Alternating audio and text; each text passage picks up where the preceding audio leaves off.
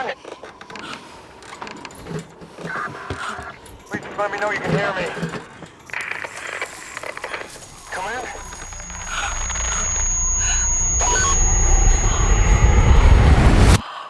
Look, if you can hear me, please respond.